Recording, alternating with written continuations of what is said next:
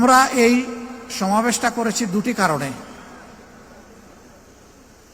একটি হচ্ছে 5 আগস্টের পর অনেক দল অনেক বড় বড় সমাবেশ করেছে, আমরা অস্থিরতা দেখাইনি। বাংলাদেশের জনগণের দেখার প্রয়োজন ছিল যে জামাতে ইসলামী আগামীর জন্য কতটা প্রস্তুত। এই প্রস্তুতির একটা ছোট্ট নমুনা হচ্ছে এই সমাবেশ। এই সমাবেশ করতে গিয়ে আমরা একেবারে জান কুরবান করে ফেলিনি। আমরা 2 মহানগরী আর উত্তর দক্ষিণ 2 ঢাকা অঞ্চল এইটাকে একটু গুরুত্ব দিয়েছি, বাকি বলেছি আনফাল, আপনাদের কাজ নফল, যতটুকু আসতে পারেন।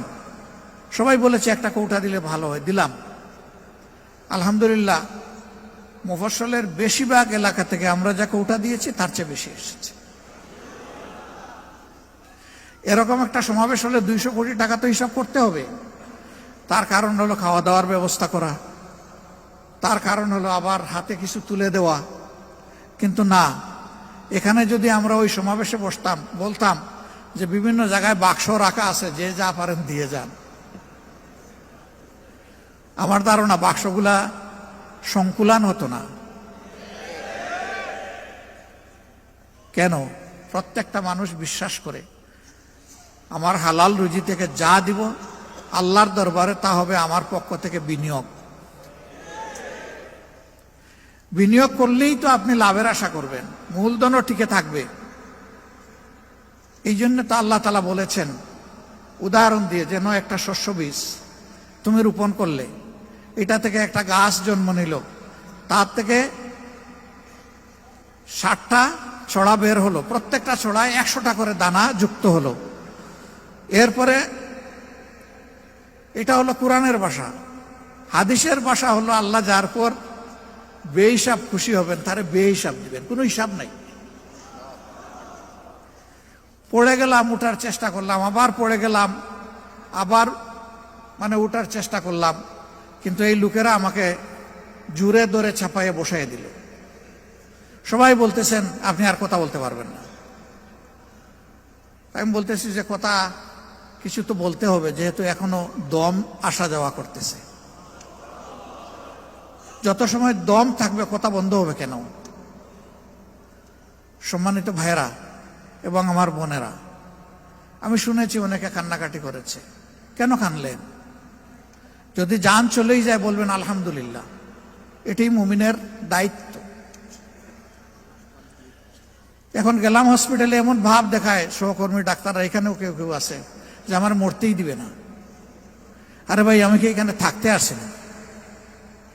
আমি যাবো আবার আসল ঠিকানা জান্নাতের বাড়িতে, এই পোষা জায়গায় আমার রাখবেন কেন বেঁধে আপনারা?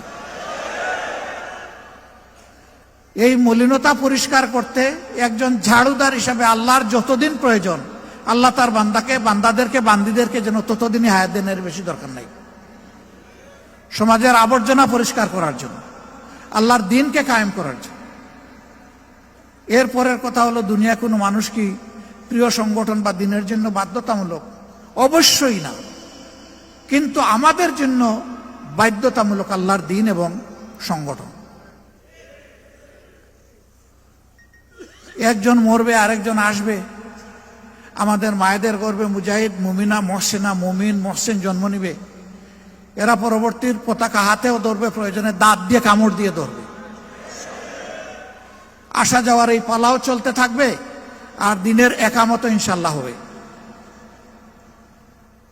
আগামীর বাংলাদেশ আমরা চাই না আর মজলুম বাংলাদেশ হোক।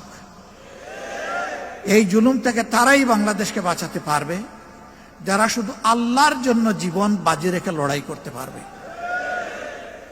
দুনিয়ার কোনো ধান্দা থাকবে না যে এর মাধ্যমে আমার সামাজিক স্বীকৃতি আসবে। ব্যবসা বাণিজ্য যেখানে হাত দিব, আমি দেখব যে সেখানে শুধু আলী বাবার প্রদীপ জ্বলে উঠছে। এই ধরনের নোংরা কলুষিত চিন্তা যেন আমাদের কারো মাথায় না। সংগঠনের নাম বিক্রি করে, অথবা আমার বাবা আমির ছিলেন, দাদা অমুক ছিলেন, শ্বশুর অমুক ছিলেন, ভাই অমুক ছিলেন, এই নামগুলা বিক্রি করেও কেউ দুনিয়া বানাবার চেষ্টা করবেন না। যদি কেউ চেষ্টা করেন, আমার ক্ষুদ্র জীবন থেকে বলছি, আপনি নিশ্চিত দরা খাবেন এবং অপদস্থ হবেন। আপনার ক্যাপাসিটি থাকে, হালালভাবে আপনি নিজস্ব পরিচয় আগান, তবে আল্লাহকে ভয় করে আগাবেন। বেপরোয়া হবেন না, স্পিড লিমিটের ভিতরে থাকবেন, স্পিড কন্ট্রোল মানবেন, স্পিড ব্রেকার দেখে চলবেন, না হলে নিজেও মরবেন, সংগঠনকে আপনি মারবেন। এই বিষয়গুলো খেয়াল রেখে যদি চলতে পারি, আল্লাহর সাহায্য অবধারিত আমরা পাবো ইনশাআল্লাহ।